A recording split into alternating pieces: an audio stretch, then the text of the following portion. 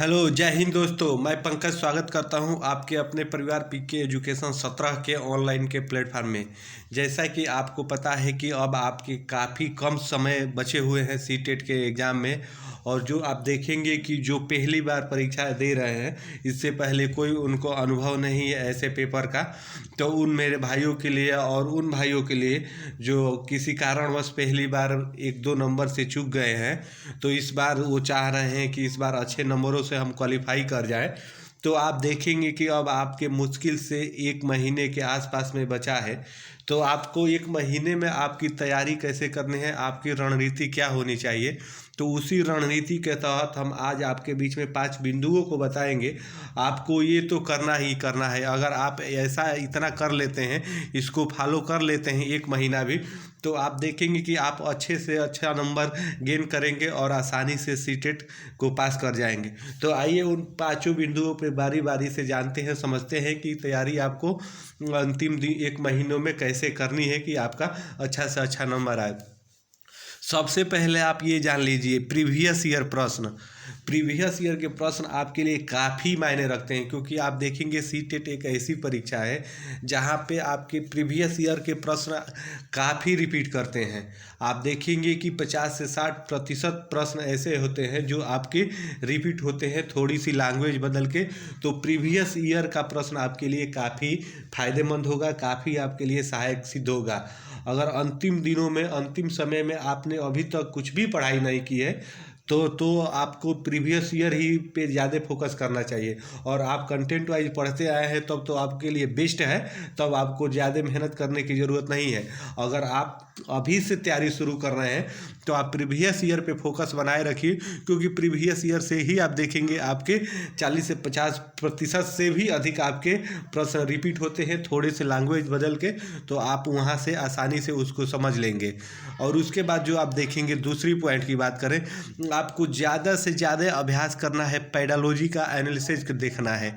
आपको ज़्यादा से ज़्यादा जो पेडालॉजी का पार्ट आता है, आपको ये पता है कि हर भागों में आपके 5 विषय में आधे यानी 50% के आसपास में आपके पेडालॉजी होता है। तो पेडालॉजी को आपको ज़्यादा से ज़्यादा अभ्यास करना है, क्योंकि ये ऐसा चीज़ है कि आप जितना ज़्यादा अभ्यास करेंगे आपको उसमें उतनी परिपक्वता मिलेगी।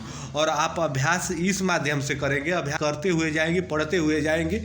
जो भी टॉपिक जहां आपको समझ में ना आए तो उसे आप मार्क कर लेंगे, कहीं लिख लेंगे, और उसी टॉपिक को आप अनदर माध्यमों से देखेंगे, गूगल पे सर्च करेंगे, बुक से, जैसे भी आपको उचित लगे उसे उसी टॉपिक को अच्छे से पढ़ेंगे, समझेंगे, और फिर उस क्वेश्चन को आप हल करेंगे। तो वहाँ पे आप देखेंगे कि आपके लिए अच्छा रिस्पांस होगा।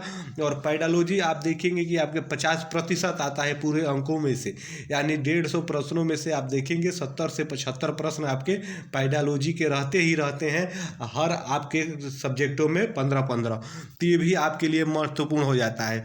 और यहाँ पे तीसरे बिंदु की बात करें तो आप देखेंगे 3 to 5 NCERT फॉर EVS, यानी जो आपकी 3 से 5 यानी 3 से 5 तक की NCERT की जो बुक होती है EVS को, आपको वो अच्छे से पढ़ना है।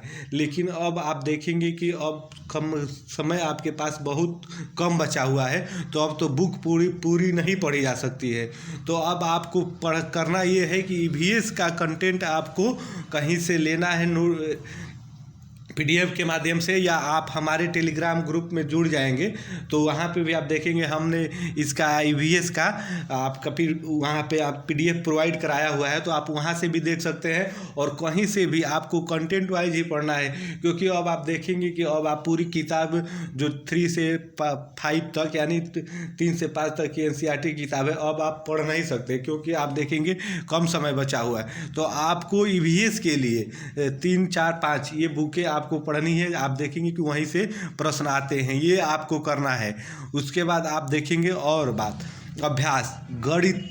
आप देखेंगे कि कितने मेरे भाई रहते हैं, बोलते हैं कि सर जी भैया हमें तो गणित थोड़ा भी नहीं आता है, इसमें तो हम कुछ भी नहीं कर पाएंगे।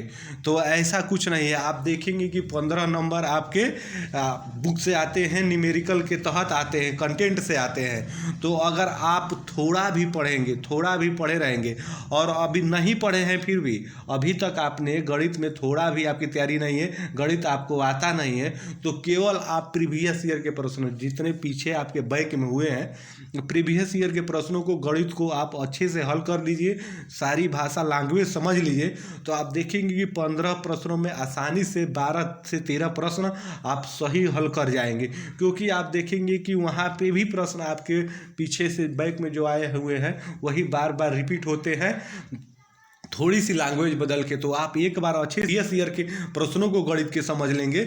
आप थोड़ा भी गणित में जानकार नहीं है, जानते नहीं हैं, तब भी आप 12 से 13 प्रश्न आसानी से हल कर जाएंगे। तो आपको गणित के लिए अधिक से अधिक प्रीवियस ईयर के प्रश्नों पे ही अंतिम 1 महीने में आपको फोकस करना है।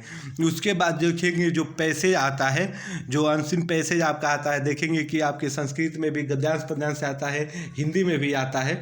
तो उसके लिए भी आपको ज़्यादा से ज़्यादा प्रीवियस ईयर में, आप अगर बुक आपके पास है, कंटेंट है, पीडीएफ है या नहीं है, तो आप गूगल के माध्यम से और किसी भी माध्यम से आप वहां से इकट्ठा कर लेंगे। और जो आपके प्रीवियस ईयरों में आपके प्रश्न आए हैं, क्वेश्चन आए हैं पद्यांश गद्यांश से, तो वहां से आप उन्हीं प्रश्नों को केवल हल करेंगे, उन्हीं को अच्छे से एक बार समझ लेंगे, देख लेंगे। तो आप देखेंगे कि उतने के बीच में से ही आपको प्रश्न आ रहा है। तो उसके लिए आपको पैसे ज़्यादा से ज़्यादा प्रीवियस ईयरों के पेपरों पे ही जो उसमें आए हुए हैं उसी पे फोकस करना है। तो यही अगर आप इन 5 जो बिंदुओं को मैंने आपको बताया, समझाया, आप अच्छे से इसको फॉलो कर लेते हैं, अंतिम 1 महीने में इसको अच्छे से समझ लेते हैं, तो आप देखेंगे कि आप अच्छे नंबरों से क्वालिफाई कर जाएंगे। तो ऐसे ही वीडियो पाने के लिए आप हमारे साथ जुड़े रहिएगा। यहाँ पे हम आपको कंटेंट वाइज भी वीडियो उपलब्ध कराते हैं। तो फिर मिलते हैं नेक्स्ट वीडियो में, तब तक के लिए आप सभी को जय हिंद, धन्यवाद।